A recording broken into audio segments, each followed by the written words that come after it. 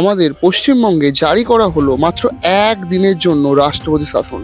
কিন্তু জানেন কি এই রাষ্ট্রপতি শাসন?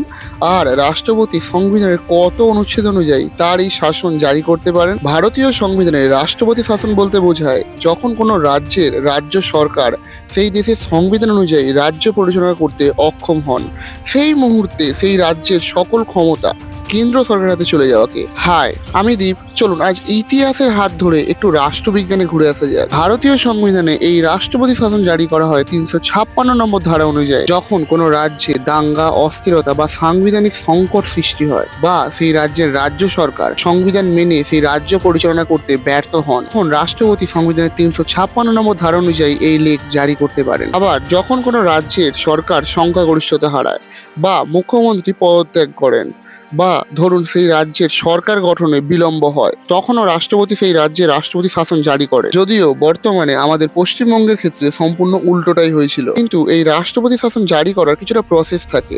রাষ্ট্রপতি চাইলে হঠাৎই কোনো রাজ্যে রাষ্ট্রপতি শাসন জারি করতে পারেন না। প্রথমে গভর্নর রাষ্ট্রপতির কাছে রিপোর্ট প্রেরণ করেন যে রাজ্যের সাংবিধানিক ব্যবস্থা ভেঙে পড়েছে এবং রাজ্য পরিচালনা করা সম্ভব হচ্ছে না, এবং রাষ্ট্রপতি তখন সংবিধানের 356 নম্বর ধারা অনুযায়ী এই আদেশ জারি করেন, অর্থাৎ রাষ্ট্রপতি শাসন জারি করেন। তবে এখানে একটি কথা মাথায় রাখা দরকার, রাষ্ট্রপতি শাসন ঘোষণা হওয়ার পর 2 মাসের মধ্যে রাজ্যসভা এবং লোকসভা থেকে এটিকে অনুমোদন প্রাপ্ত হতে হয়। আর একবার রাষ্ট্রপতি শাসন জারি হয়ে গেলে মুখ্যমন্ত্রী এবং মন্ত্রিসভাকে বরখাস্ত করা হয় এবং রাজ্যের বিধানসভা ভেঙে দেওয়া বা স্থগিত রাখা যেতে পারে, এবং এই সময় গভর্নর রাষ্ট্রপতির প্রতিনিধি রূপে রাজ্য পরিচালনা করে থাকেন এবং সেই রাজ্যের প্রশাসন নিয়ন্ত্রণ করেন কেন্দ্র সরকার। ঠিকভাবে খুব অল্প সময়ের জন্য হলেও রাষ্ট্রপতি শাসন জারি করা যেতে পারে।